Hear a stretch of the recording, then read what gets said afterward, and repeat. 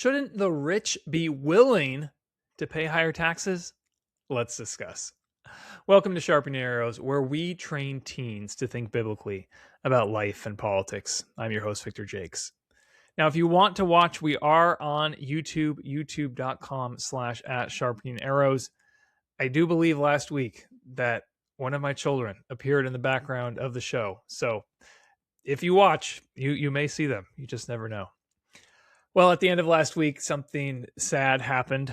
Chuck Norris, the action movie star turned internet legend, passed away. And that meant my children received a crash course in Chuck Norris jokes, some of their favorites and my favorites. Chuck Norris doesn't turn the water on to take a shower. He looks at the shower head until it cries. Chuck Norris can divide by zero. Jesus walked on water. Chuck Norris swam on land. Chuck Norris's tears could cure cancer.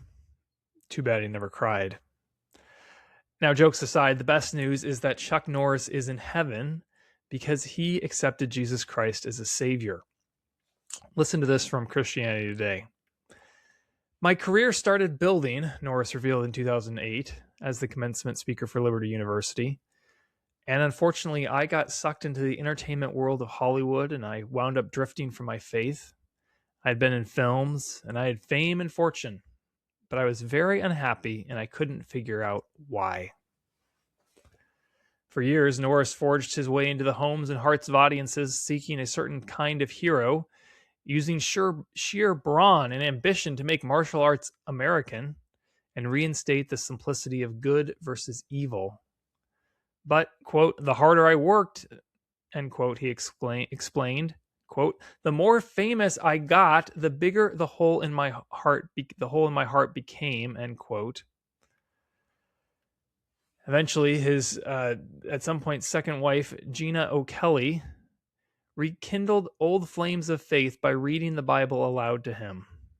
This is what Norris said. It was like the Holy Spirit hit me. He said, Chuck, it's time to come home.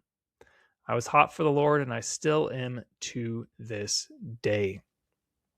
You know, I want you to just think about those grade 8 questions that we go over. Grade 8 are the questions that we put in our mental toolbox to attack policy issues, but they also apply to life issues. Here's someone who had it all, according to the world. He was rich, he was famous, he was a movie star, and it wasn't enough. Only Jesus Christ was enough. And so, teen, whatever your desires are, whatever your plans are, just know that if you don't keep Christ at the center, it won't be enough. It wasn't enough for Chuck Norris. It won't be enough for you. All right, let's have our first pause point here.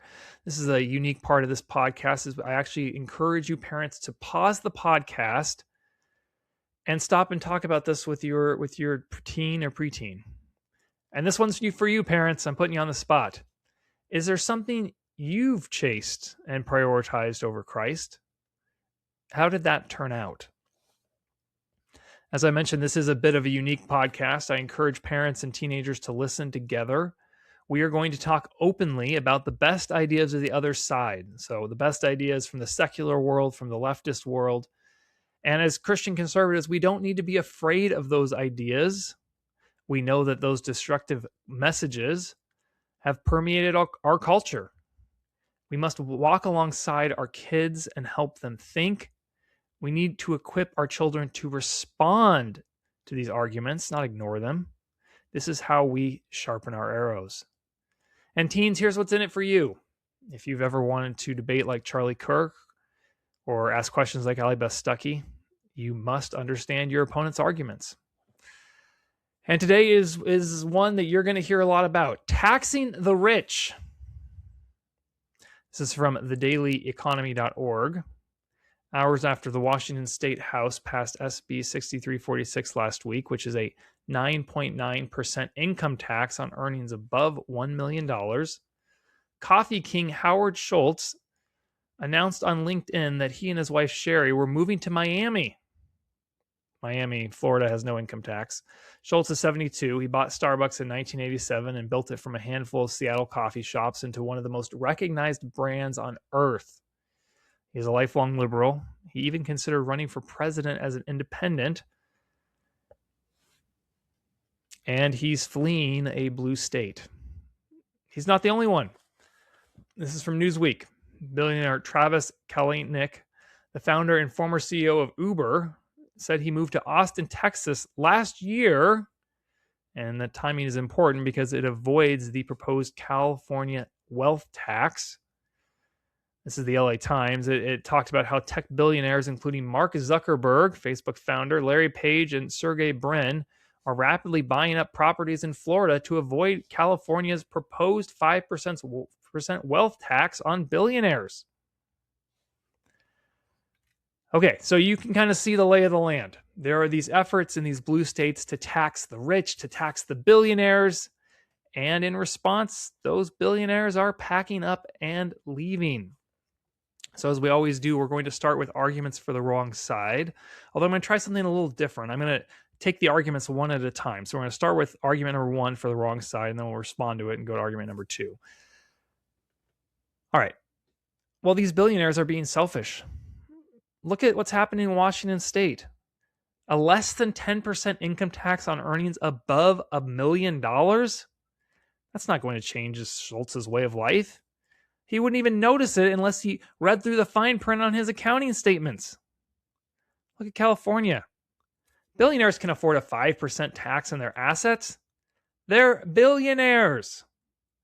They've forgotten about more money than most of us will make in 10 lifetimes.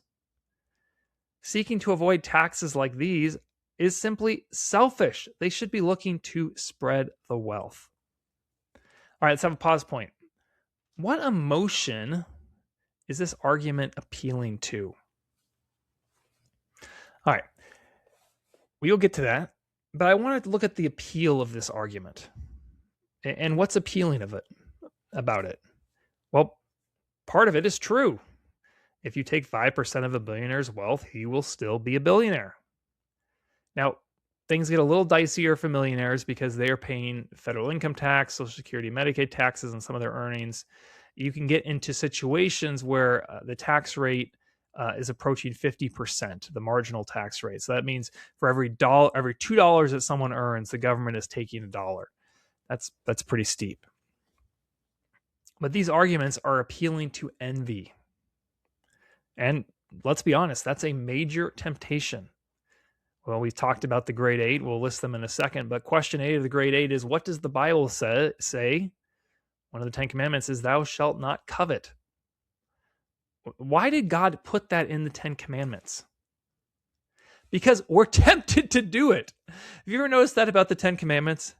The 10 Commandments weren't like, don't hit yourself in the head with a rock. The 10 Commandments are things that people are tempted to do because there's an appeal to them, because sin is appealing. Doesn't make it right, doesn't make it healthy, but there's an appeal to sin, right? That's why God has to warn us and give us this, big bold sign saying, don't do this. I know you're tempted to covet. I know you're tempted to be envious of someone else. Don't do it. Don't do it. And as we've talked about before, one of the great things about the Bible, for those of us who believe in it, is that it's the answer book. It's the shortcut to the right answer. And so when we read in the Bible, thou shalt not covet, we know we can't just launder our covetousness through the government. So we can't just say, well, he has a lot, I want some, because we know that's wrong. But for those who don't believe the Bible, we have to use other arguments. We have to show the wisdom of the Bible through the practical outworking of policies. All right, so let's look at this. This is the argument that billionaires are selfish because they don't want to pay extra taxes. Let's have a pause point. Which of the great 8 questions would you use in response to this argument? Question 1, what happens next? Question 2, has this been tried before? Question 3, is there a principle involved? Question 4, what are the trade-offs? Question 5, what do you mean by that? Question 6, is this an appeal to emotion or logic? Question 7, am I focused on the speaker or the argument? And question 8, what does the Bible say? I really do encourage you to think about it. Don't just wait for me to give you the right answer. Take a moment and really think about how would you respond to this argument. And I'm going to be honest, there are lots of questions that you could use to attack this argument, even more than usual. So I'm going to choose question 3. Is there a principle involved? But you could easily go to question 1, question 2, question 4. We already talked a little bit about question 6. But let's look at the principle that's involved here. And before we do that, we need to actually take a step back and look at how people make money. I don't know if you've ever thought about this before, or if it's just, well, some people are billionaires and some people are middle class and some people are poor, and that's just the way it is. Well, when you look at it, that's the way it is. But we need to stop and think about, well, how did someone become a billionaire? Let's look at Starbucks and Schultz. I have to be honest, I am not a coffee person. I made it through college without drinking coffee, without taking caffeine. Humble brag right there to no one but myself. And I decided that because I did that, I am never going to have caffeine, aside from Barq's root beer every once in a while. So I'm not a coffee person. I have zero temptation to go to Starbucks. But my wife sure loves the coffee. And one of the great tragedies of my wife's life is that she had this vision of her and her husband sipping coffee together, and I have been a great failure and disappointment in this respect. Sorry, Glow. All right, so my wife likes to go to Starbucks. I think $5 a drink is quite expensive. She doesn't, and so we end up at Starbucks. That's how marriage works oftentimes.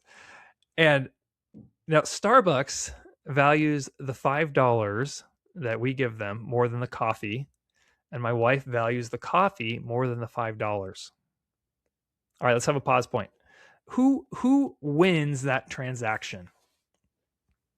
All right, that's a little bit of a trick question because both people win. You see, Starbucks prefers the money over the coffee, and my wife prefers the coffee over the money. In a free market, when transactions are mutually beneficial, mutually agreed to, transactions create value. They make the world a better place than it was before. So, another pause point. Does Howard Schultz being a billionaire mean you and I are worse off? I want you to think about that because that's really a key question in this discussion. And if you think about what we've just discussed about how mutually beneficial transactions create value, Schultz being a billionaire doesn't mean that he's hurt someone. It actually means that he's helped lots of people. He is rich, fabulously rich, because he's created so much value for other people, and he's gotten a part of that. Think about it like this. We have birthdays. I just came off of we have this stretch, a 4-week stretch where we have 4 birthdays. And birthdays are wonderful and fun, but as a parent, it gets a little bit exhausting. At the end, it's like, all right, we made it. We survived the 4 birthdays. So, we blow the candles out, we sing, and we start cutting the cake. And here's, I don't know if this happens at your house, probably just mine. You could see the kids who haven't gotten cake yet, looking and thinking, well, if the pieces are that big, is there going to be enough left for me? If he's getting a big piece, does that mean I get a small piece? Now, this is how it works with birthday cakes, but this is how many people think about the economy. They think, well, that because billionaires have a big slice of the birthday pie, of the birthday cake, that means I'm going to have a smaller slice of the cake. We call this a zero-sum scenario, a zero-sum game, where, well, if Howard Schultz is a billionaire, that means there's less money for me, the not billionaire.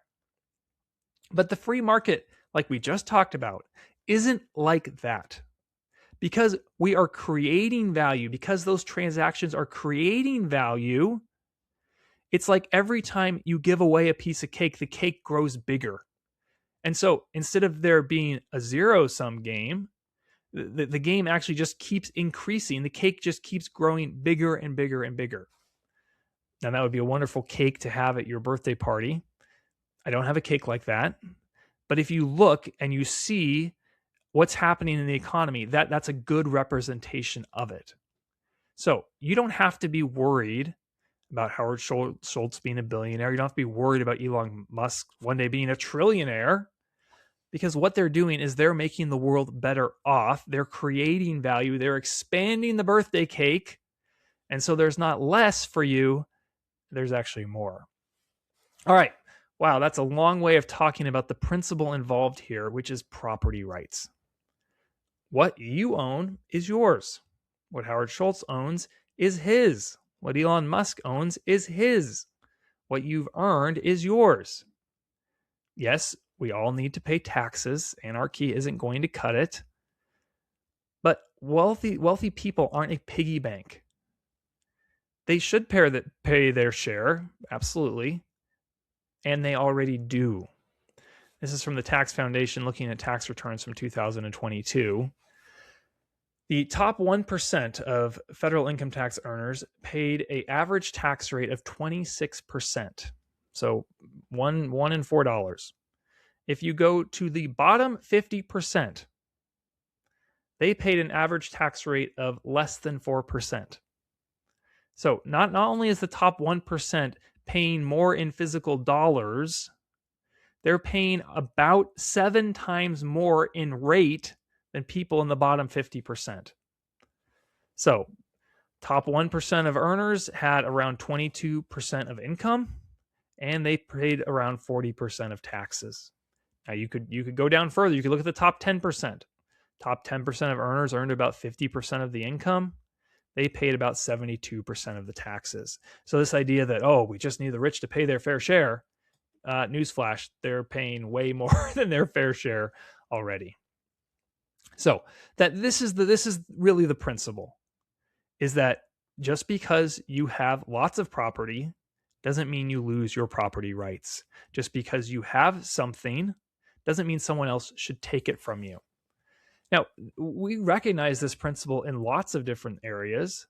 I want you to think about a test that you took. Did say you got a 95% on the test, and one of your classmates got a 72%. Should you have given some of your points to the person who had less because you were quote unquote wealthy in points? No, you earned it. Think about a sporting event. It's the middle of March Madness. Do you want your team to take some of their points and give it to the team that they're competing against because they're wealthier in points? No, they were in a game. They competed according to the rules. If they earned more points, they earned more points. Remember, you don't lose your property rights by acquiring more property. As you think about that, let me tell you about Mama Bear Prayers, a podcast for moms who are knee-deep in dishes and training their teens. Whether you were in the carpool lane or the coffee line, host Charity Rios wants to come alongside you and help you grow deeper in your relationship with Jesus. Now, as every parent knows, raising kids can feel a bit like a ping pong game. You bounce from moments of joy to moments of deep concern. Combine this with the busyness of life, and this back and forth can leave you feeling overwhelmed and even isolated. As the mom of 4 very, very busy boys, Charity knows this firsthand, and it's why she created Mama Bear Prayers, to help moms who are on the journey of raising kids. God works through prayer, so check out Mama Bear Prayers today. All right, let's look at the second argument on this subject of should the rich pay more taxes, or is it selfish for billionaires to flee high tax states? Well, you see, the money that would be collected would be better spent serving others, not lining the pockets of the wealthy. People need to eat. Kids need to learn. People need housing. These things are so much more important than one individual having more money than they could spend in 100 lifetimes. Think about the stakes. Think about the value these people have. Because they're valuable, they should have the basics in life. All right, let's think about this argument. What's appealing about it? Well, those are real needs. You and I both want people to be fed, kids to learn, and people to have homes to go to. Let's have a pause point. Do good intentions guarantee good outcomes? No, absolutely not. And there's often a major disconnect between the two. This is one of those things in politics you really got to watch out for, is people will judge the success of something by how pure their intentions were, not whether it actually worked or not. One thing you can see this with is education spending. The people who want to spend more on education, I truly believe, want children to learn more. And so they think, if we just spend more, we'll improve education. Well, we have decades of evidence that has not worked. I mean, literally decades of evidence that it has not worked. And so you can't just say, well, your intention's good, therefore the outcome is going to be good. So let's look at question 2 of the grade 8. Has this been tried before? Have we ever seen states taking money from the quote unquote rich? And if so, what's happened? This is from Con Carroll, excuse me. Remember, mispronouncing names is one of my superpowers. He writes for the Washington Examiner. He wrote on X recently, California state government spends $12,556 per person. In New York, it's $11,742. In Illinois, it's $9,893. Meanwhile, Texas spends just $4,800 per person. In Florida, it's a bit over $5,000, and in Georgia, it's about around $5,500.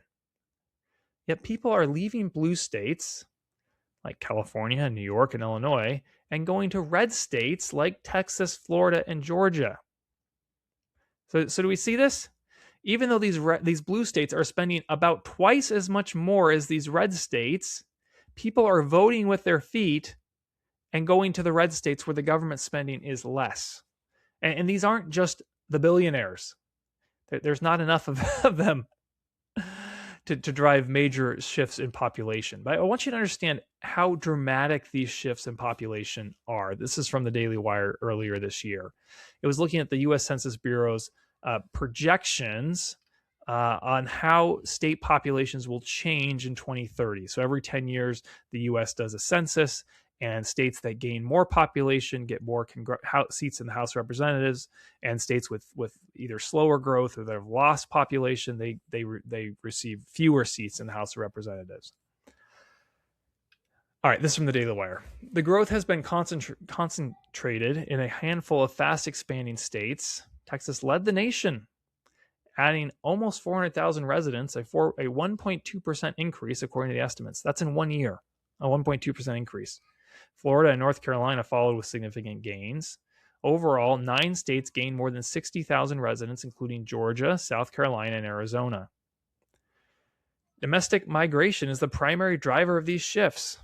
California lost around 230,000 people. New York lost around 137,000, and Illinois lost around 40,000. They experienced the largest domestic outflow. In contrast, North Carolina, Texas, and South Carolina enjoyed the highest domestic inflows. So we can see this when people say, "Oh, well, we just the money will be spent better by the government than by these billionaires." We have tried that. We have tried that, and even if you don't understand why, even if you think it shouldn't be like that because people's intentions are good, people are voting with their feet and saying, I want to go to the state where the government is spending less, where the government is doing more for me, but I have more freedom, versus the state that the taxes are high, the regulations are high, and the handouts to others are high. So let's look at question 4 here. What are the trade-offs? Okay, because it is a real thing that if the government takes money from billionaires, the government is going to spend it on something. So that's really going to happen. We can't just pretend that the scoreboard is going to be 100 to 0. No, there are real trade-offs here. But why are people moving from the blue states with the high taxes, with the new tax rates being proposed, and going to the red states with the low taxes? Because high government spending doesn't guarantee quality. In fact, it usually makes things worse. There's incompetence, inflated salaries, regulations that strangle development. The government punishes people for creating jobs and being successful. It rewards people for bad behavior. And what's happening here is that government has a very important but limited role. Look at what's spelled out in the Constitution. When the government goes beyond that role, things go wrong. So yes, I want people to be fed, but it's not the government's job to do so. And when the government does do so, there's this whole string of unintended consequences. Society is better off when billionaires get to spend and invest their own money than when bureaucrats seize it and spend it. Billionaires create jobs. Bureaucrats create dependence. All right. So here's the argument for what I think is the correct side. So the left is going to tell you that billionaires are selfish. Wrong. Society should honor billionaires, not play on people's envy to turn them into bogeymen. Billionaires are rich because they've created so much value, primarily for other people. They've created companies that employ thousands of people, helping their employees provide for their families, while solving a problem for potentially millions of people. Here's the practical takeaway.